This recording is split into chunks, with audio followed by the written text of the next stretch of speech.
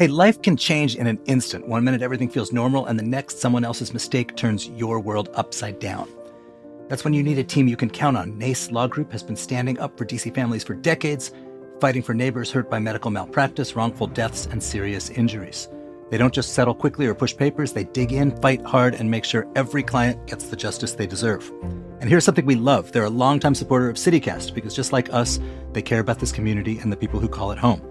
So if you've been hurt or someone you care about has, pick up the phone. Call NACE Law Group. They'll stand with you, fight for your family, and make sure your rights are protected. Visit WashingtonDCInjuryLawyers.com. That's WashingtonDCInjuryLawyers.com.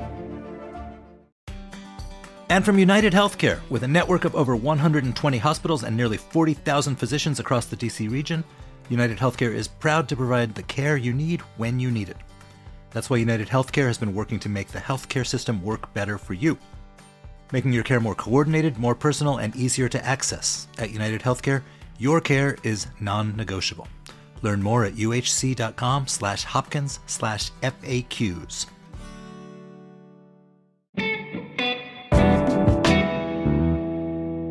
Today on CityCast DC, we're talking about whether DC could ever get its own Zohran Mamdani, plus chaos at the Navy Yard and the youth curfew in DC, and we dig into the trial of Sandwich Guy. And in a members-only fourth segment, we'll talk about the strange K-shaped real estate market in DC. I'm here with the 51st's Martin Austermuhle and CityCast's Julia Karron.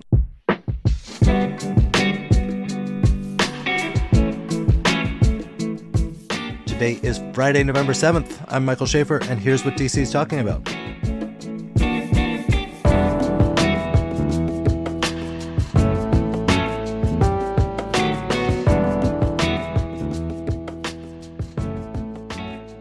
Hey, Martin. Hey, Mike, how are you? Hey, Julia. Hey, Mike. Good to see you guys. Good to see you too, man. Likewise, thanks for being here. Thanks for having me here, sorry. We're glad to have you, my friend. But before I get into the show, let's talk about something we love. That's NACE. They're a longtime supporter of CityCast because just like us, they care about this community and the people who call it home. Longtime CityCast supporter Paulson and NACE is now NACE Law Group. Same great team, new name. So, biggest conversation I've had with people who were sort of in the game of DC politics this week was about the election not in DC but in New York. Yes. Where Zohran Mamdani, who a year ago was an obscure state assemblyman, has been elected mayor. He ran an incredible viral video-based campaign. He has politics that are, New York is like Washington in the sense of it being a very blue city that has nonetheless typically elected very centrist kind of mayors when it has Democrats. But he has sold a very progressive left-wing economic vision of the city, in which the power of the government will be harnessed to control rents, reduce transit costs by making buses free, etc. It was really laser-like focused on affordability. These are issues people talk about around DC. The conventional wisdom in Washington has been that, particularly in the last few years, this sort of once ascendant progressive group in the council has been kind of on the back foot. Muriel Bowser, who's a centrist, has sort of gotten the better of them on some things. And I don't know, must it always be thus? Martin, you've watched this world for a long time. What do you think? I mean, I think the biggest problem DC has right now is that no one wants to run for mayor. I mean, like, That's fair. We can't have a Mamdani if we don't actually have any candidates. I mean, I hear tell that Janice Lewis-George, who is a member of the sort of progressive group in the DC Council, is very seriously thinking about running, may announce soon. Other more centrist candidates are sort of waiting on the mayor to decide whether she wants a fourth term. But a race with somebody like Janice Lewis-George against the mayor or against Kenyon McDuffie, who is sort of seen as a sort of political associate of the mayor, would be fairly clarifying. I mean, there would not be, the ideological distinctions between these people are pretty clear. Yeah, no, I don't disagree with you. But the problem is that we keep hearing those same rumors. We've been hearing them for months now. And until someone jumps in, we have nothing to weigh against anybody else.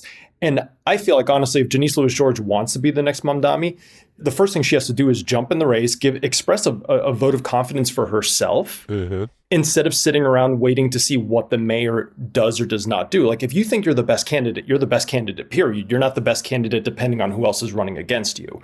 So that's why I'm a little doubtful that we're going to have some sort of progressive wave the way New York did. I just feel like most people are sitting around waiting to see if the mayor runs again. If she does run again, she's I think she has a chance to win a fourth term. Also, it's kind of a thankless job. I mean, not that being mayor of New York isn't thankless, but I think DC is even more thankless now that the Trump administration is here. But listen, indulge me a second, right? Let's Sure. pull out of the weeds about who is declaring when and who's raising what money for an election that in DC is still a year away. Could a person with Mamdani-style ideology, which is to say, using the levers of government to do things like freeze rent, make parts of transit free, etc., could that type of person win in the much smaller and demographically and electorally different city that we live in? I think they could. I just don't think they will, not next year. And I say that because, first of all, it's not a year till the election. It's 7 months because we're talking about the Democratic primary, which is kind of the decisive election in town. Mm-hmm. Not that an independent couldn't run and be competitive, but let's be fair. It's mostly Democrats. Second of all, the last time someone came a little bit out of nowhere and won was Adrian Fenty back in 2006. And he ran for a year. Mm-hmm. And his whole campaign was that he was the most energetic guy out there. He was challenging, your standard conventional long-running politicians. And he was out there knocking on more doors. He was getting more face time with voters. It's, the second week of November, we basically have no declared candidates. We're going into the winter.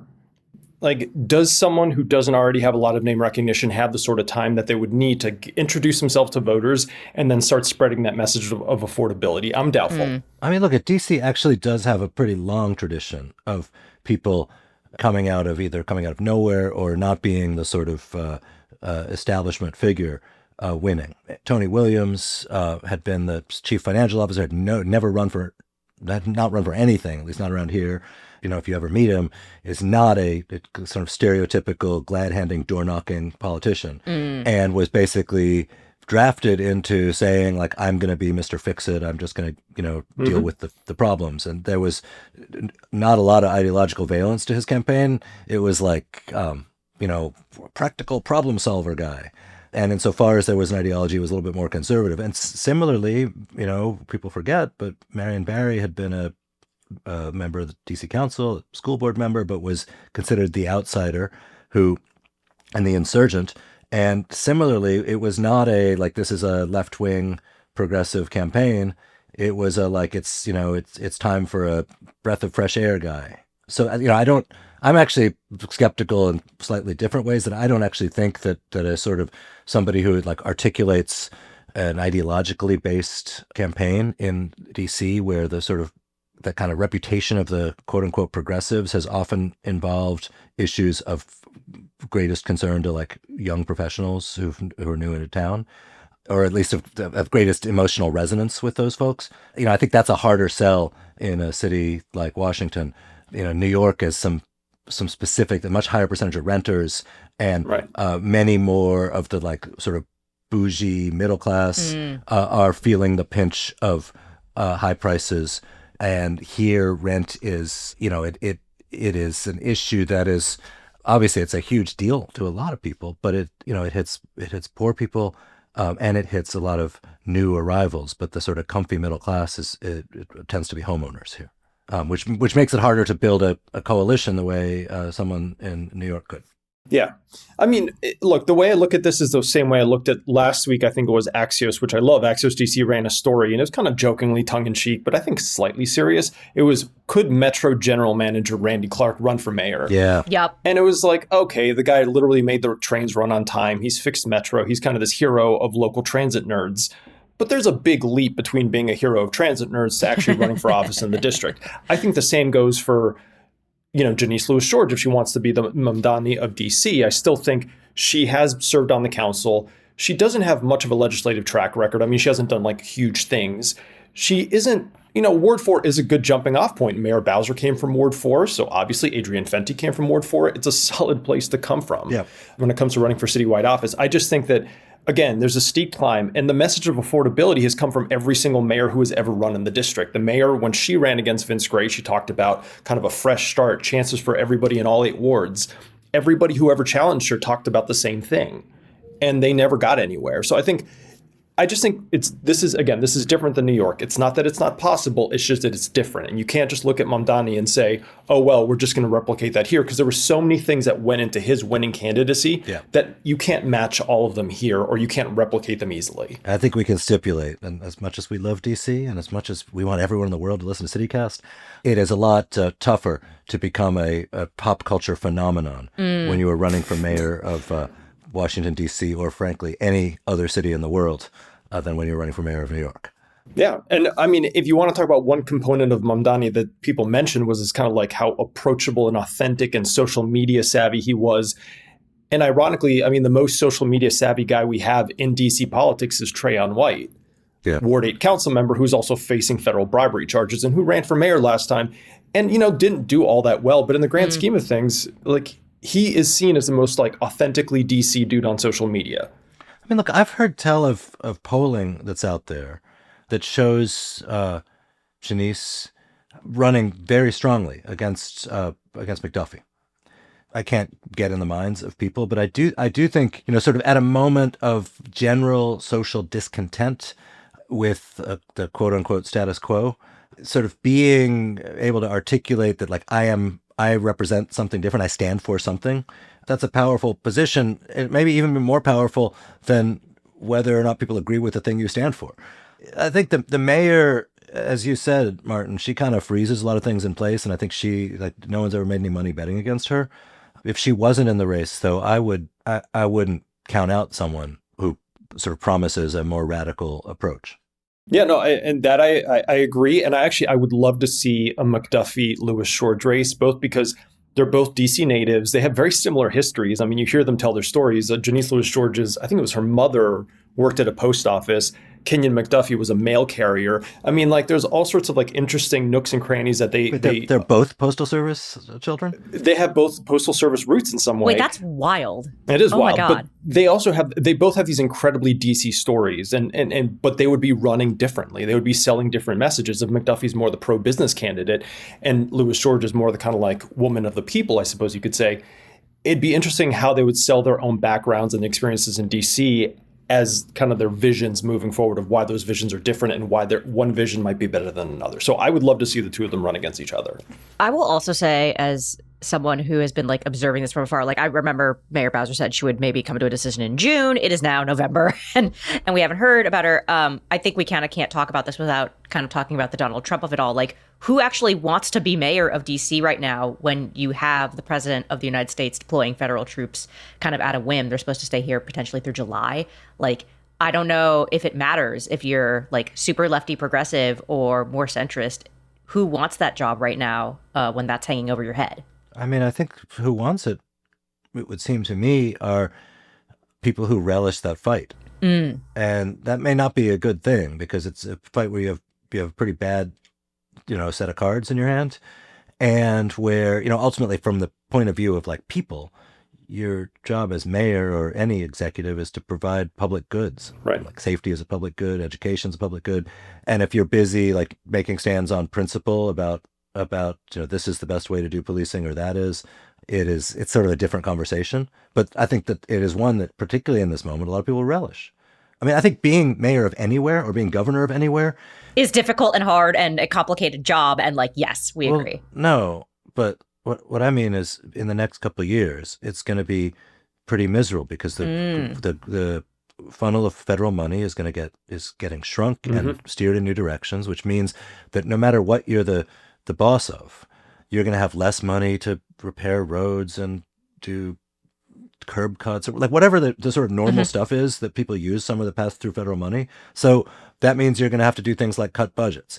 And when you're the boss of anything, whatever your ideology or your party, people get mad at you when stuff they had goes away, period. And I think that it's going to be a really grim time for anyone in a executive position that's elected. And I think what's fascinating, I think, Julia, you brought up a critical point here, is that whoever runs, the people who run are probably going to have to make some sort of statement about how they would approach working with Trump. We could assume Janice Louis George would be like, I would fight on principle, I would defend DC. But I think a lot of voters have realized and are smart enough to understand that there's only so far that fight can go and only so much power that she has. So just saying that you're going to like stand front, you're going to lead the charge and you're going to stand in the middle of Pennsylvania Avenue and get yourself arrested for the cause, I don't think will sell. Yeah. Will go for many voters will believe that that's actually effective. Martin, that's such a good point. Yeah. And it's going to be really interesting to see like what kind of conversation we have, because the natural political instinct for a lot of people would be like play to the gallery, say, I'm going to go to the mat, hell with that guy, etc. But I guess it raises this question of like, how sophisticated is our electorate? Is it sophisticated enough to say like, True. yeah, but like that's not realistic, or is it going to respond to the emotionally charged applause lines? I don't know. That's a great point. And yesterday, Mayor Bowser, I went to see her. She spoke to the DC Democratic Party, and she was talking about, not necessarily, she didn't answer whether she was going to run again, but someone asked her about the dynamics of the outcomes of the elections this week and kind of how that could play in DC. And basically she said the backstop for DC is electing a Democratic House. Even she recognizes it. I mean, she's been at this. She's been like toying with Trump, trying to keep him off of DC as much as possible, successfully and unsuccessfully. But at the end of the day, she realizes the power she has is hoping, praying that Democrats win the House or win the Senate or win them both. So there is something to defend DC that isn't just hopes and prayers.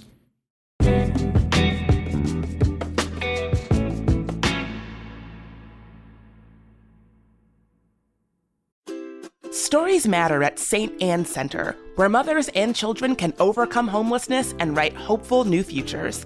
Founded in D.C. in 1860 and chartered by President Lincoln, St. Anne's Center continues to help women and their children today, 165 years on.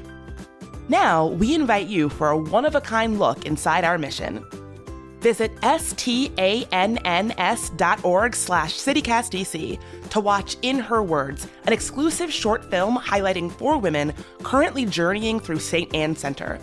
This 6-minute film explores motherhood, homelessness, and hope through the eyes of the women living the journey. Hear their stories in their words. You can also learn how to support St. Anne's by advocating, donating, or volunteering for the mission. Make a difference this Homelessness Awareness Month. Visit stanns.org/CityCastDC. And from United Healthcare. At United Healthcare, your access to care is non-negotiable. With a network of more than 120 hospitals and nearly 40,000 physicians across the DC region, United Healthcare is proud to provide you the care you deserve. With open enrollment season here, you can trust that United Healthcare is working to ensure you can access the care you need, when you need, where you need it. Learn more about United Healthcare's commitment to patients at uhc.com/hopkins/FAQs. And from United Healthcare. At United Healthcare, your access to care is non-negotiable. With a network of more than 120 hospitals and nearly 40,000 physicians across the DC region, United Healthcare is proud to provide you the care you deserve. With open enrollment season here, you can trust that United Healthcare is working to ensure that you can access the care you need, when you need, where you need it. Learn more about United Healthcare's commitment to patients at uhc.com/hopkins/FAQs.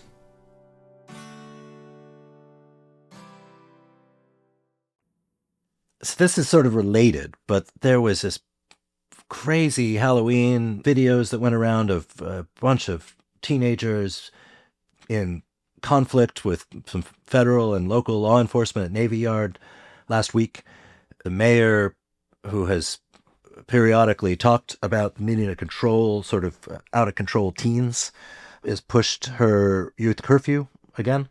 And this is, another one of these naughty issues where you are a mayor, the best thing you can do for your constituents is make them feel safe.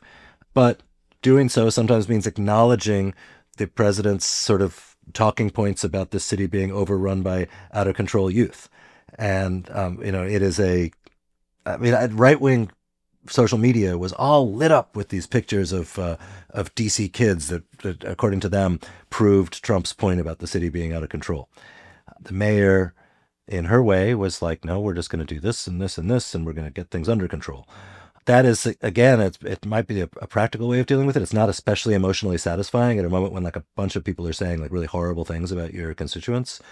But Martin, where do you see that piece of this going? Well, what happened at Navy Yard, the kids planned some of it. I mean, there was some sort of organization to get down there, meet up, hang out, do whatever. I don't think they planned this exactly, because ultimately it was like it was a test. I mean, if you were on the right and you believed that DC was a hellscape overrun by criminals, seeing that video of these kids doing battle with the National Guard kind of proved that point to you and proved the point that Trump was right, that the National Guard is needed. On the other side, if you're the sort of person who opposes Trump's takeover, you saw this video of National Guard doing battle with teens, and you're like, this is exactly the problem that we're talking about. This is federal troops being used for local law enforcement. So it kind of... Wait, can I ask you please. a couple of skeptical questions? Like, sure. What if okay, so you said that if you are inclined to see DC as a hellscape overrun by criminals, this confirms your worldview.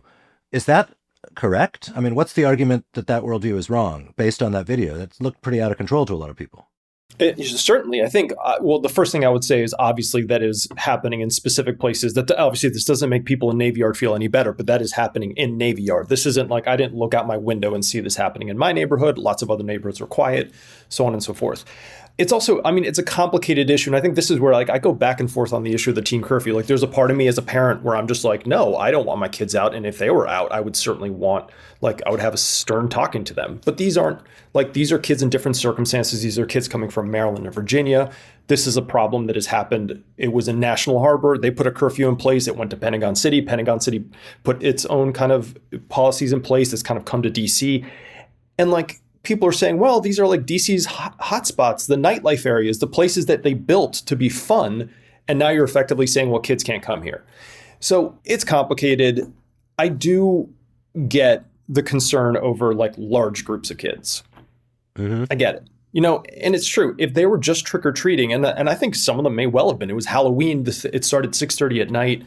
Like they may well have just been trick-or-treating, but it gets to a point where you have just enough troublemakers in a large group and things go wrong. And that's not just kids. I mean, that's college. Like talk about like post-game riots and things like that. These things happen at all ages and big groups. So I think the group dynamic is the problem here. Yeah. But you saying you wouldn't have had a problem with a law enforcement response if it had just been sort of duly appointed metropolitan law enforcement who are answerable to the people who people vote for here in DC. I mean, I don't personally have a dog in that fight. I think people, the concerns I've been hearing, some people on the council, activists and that sort of thing are saying, listen, DC already doesn't have any mechanisms of accountability over federal forces or the National Guard. They just don't. So God forbid something happens where a National Guardsman, and they're armed, were to use their gun against a kid. Again, if it's an MPD officer, they have body cameras, there's investigations, there's a sense of like, okay, we're going to look into this and there's going to be some accountability, imperfect as it may be. With federal forces, that won't exist. It doesn't exist. And so I think that's the biggest concern. And I do side with people who say, like, the problem is that like the kids might be the fundamental problem. But if you have a military force out there, these kids like National Guardsmen who are coming from Louisiana and have never dealt with urban problems, like the risks are high. And sure, you should say the kids shouldn't be out there, fine. But you could also say, well, having men with long guns and military fatigues is probably not a great idea either. Yeah, I will say one thing that came out of this. Obviously, they are extending this curfew for 90 days. They voted on that on Tuesday. One thing that Zach Parker, who's the delegate from Ward 5, said was that, they need a real youth agenda because they, keep saying the same things. Young people don't have places to go. They don't have sufficient mental health resources. Like, if they're preparing for, a fiscal 27 budget, he wants to see an actual suite of programs and offerings to reach out to young people. Do we think that will actually even happen? Like, come on, man. Like, we're talking about stuff that happened late at night. Right. Right. With, like, there's no youth program. There probably are youth programs that do this, but the idea that the government's gonna, or society will set up sort of other programs at like 11 at night on Halloween. That is ridiculous, for sure. People are out on Halloween, right? And when you're a teen, you don't have money to go to fancy restaurants. That is sort of always the case. So at a certain point, you just you've got to create a society where you're not going to be a jerk. I'm trying to be a family friendly. Yeah, exactly. We're not going to be a knucklehead. And I don't know if, we need a lot more like after school programs and stuff in the name of enrichment and improvement. But I don't know if it is simply a thing of like society creating other diversions at a time when kids, teens at least, want to be out because being out is a thing. Yeah, I will say we have an episode coming out about truancy and youth crime coming up. And one of the things that we talked about was how teens feel like they are bored and they want to do stuff because they feel like there's nothing to do. And if gathering in Navy Yard because you're bored is the thing that they're going to do, I don't know how you stop that generally, even with a curfew. And I just tend to not, like, teens have always been bored. Yes! When I was a teen, like, yes, I played in the cul-de-sac with my brother, but you can't tell me that there's, like, kids hanging out in alleys with their friends or something. That's not the thing that changed, I just don't know if that's the kind of programming that actually, quote unquote, fixes this. Well, and what I love about, maybe not love, but what I really kind of find fascinating about this discussion is that there are so many nuances, even amongst people who start off with, I'm very in favor of a curfew, or I'm very opposed to a curfew. Like, you dig deep enough and those kind of very strong positions break down a little bit. And I think you've seen it because there have been people who have said, listen, we need more programming. Then the city, the mayor always responds, well, we do have more programming. And then someone else will say, yeah, but you have programming and it doesn't go late at night. Okay, fair enough. But then when the city has run late night programming like they did over the summer, the last big late night hype event, which DPR puts on as kind of like these big late night things for kids, it was at the Deanwood Rec Center and it ended in a fight. Like, there's just so many things going on, and very unexpected opinions from people that you think where they're coming from. I was looking at some newspaper archives for the last 15 or 20 years, and every 10 or so years this comes up. There is a big kind of uptick in youth crime. The city has to respond. They talk about curfews. And you find these fascinating history of people saying things like Marion Barry back in the day, back in 2006, the last time there was a big discussion about a curfew. He was the one saying, Marion Barry of all people was saying, it's not the government's job to raise kids, it's parents' jobs to raise kids. So he was taking the conservative approach of, look, I may not like a curfew, but again, the government can't do everything. Like, parents have a role to play here.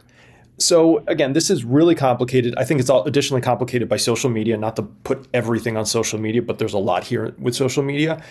And also the fact that this is a region where people move around. Like, if you keep the kids out of DC, they're going to find somewhere in Montgomery County. You boot them out of Montgomery County, they're going to go to Prince George's. Out of Prince George's, they'll find their way to Arlington. I mean, like, they're mobile, they're clever, and they're going to organize.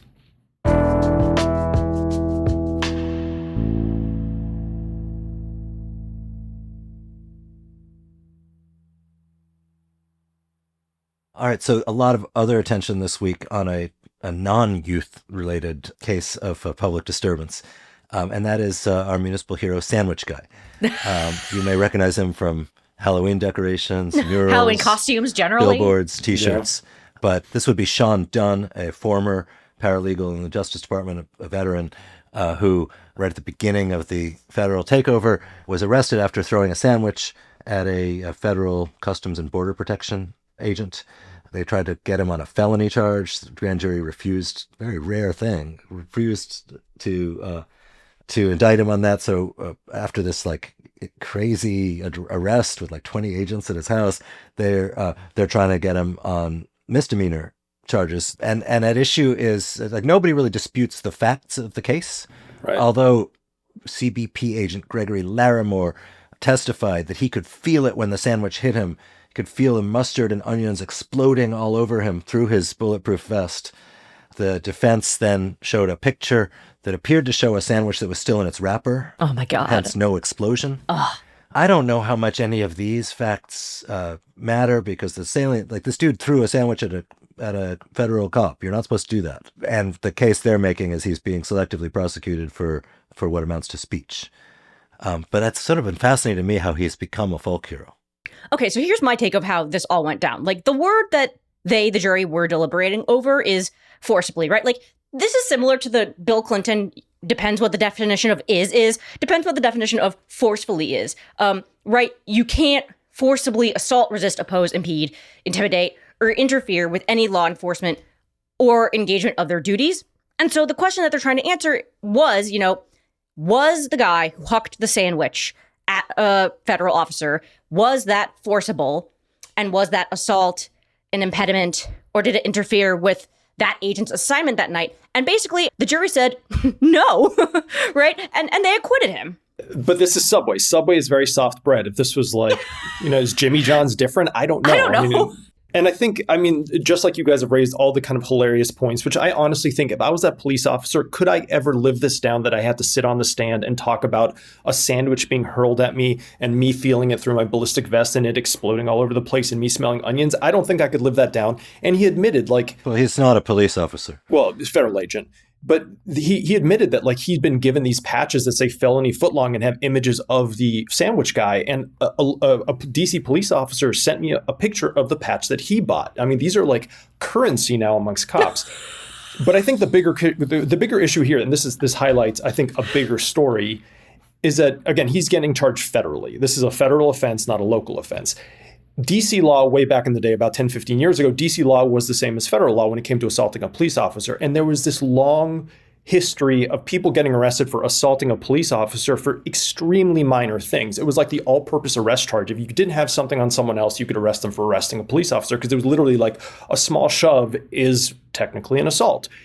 DC eventually changed its own law to make it more clear that you have to have like elements of an assault, and there are distinctions between throwing a sandwich at someone and like throwing a rock at someone or something more serious.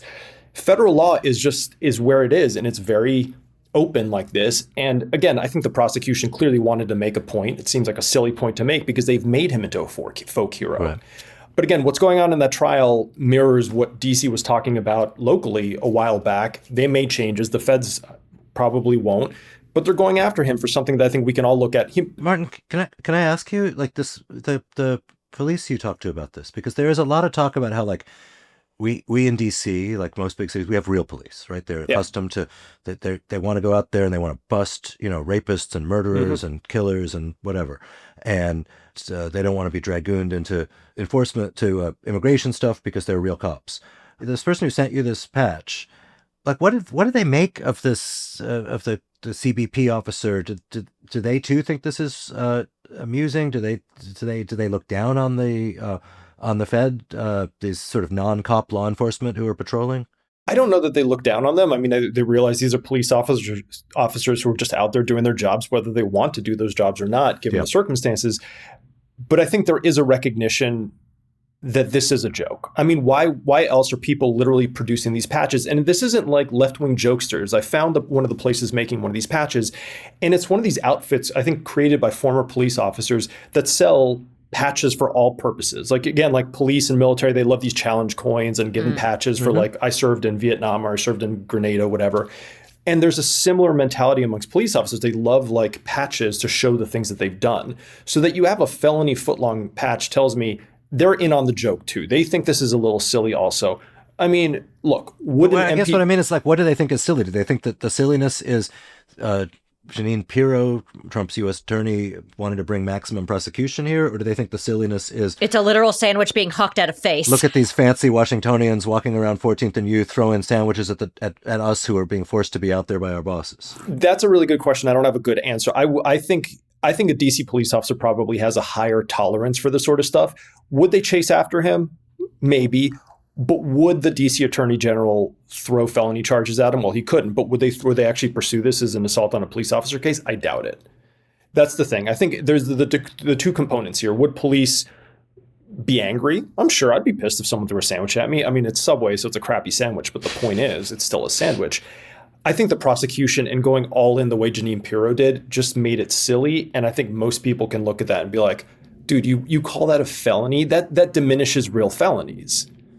Yeah, I mean, if someone threw a sandwich at me and it legitimately exploded all over me, I have to pay to clean my own clothes, right? I'd probably take them to small claims court for the cost of removing the stain from the olive oil. It depends if you get mustard in your eye. Could that be the equivalent to a gas attack, a mustard gas attack? I don't know. Ooh. I mean, I will say this. If he really wanted to be a folk hero, he would have thrown jumbo slice or half smoke. I mean, Subway was what he had available. Oh, come on. I'm just saying, like, come on. If you're going to represent DC, represent it fully. I'm afraid that we have a lot of Subway outlets in the district. This is true. All right, well, I guess that's all we have to say about that. Before we go into our members-only fourth segment, I want to give a big thank you to our newest CityCast DC neighbors, Joseph K. and Diane A. Diane A. says, "We appreciate your reporting and want to support your efforts in bringing us interesting topics and concerns about what is happening in the DC metro area. We are most interested in making meaningful connections Keep up the energy and valued thinking. I think the valued thinking must happen when Bridget's here. I don't know, man. Or when we're not talking about sandwiches being thrown at people. I don't know. Anyway, you guys, Joseph K., Diane A., thank you for your support. And like I said, today, paid members get a bonus 4th roundup chat about DC's wealthy home boom. If you want to be sure you always get the full episode, please become a member. Head to membership.citycast.fm and sign up. It's only $10 a month. Members get ad-free listening, exclusive member events, and an extra events newsletter each and every week. Again, that's membership.citycast.fm.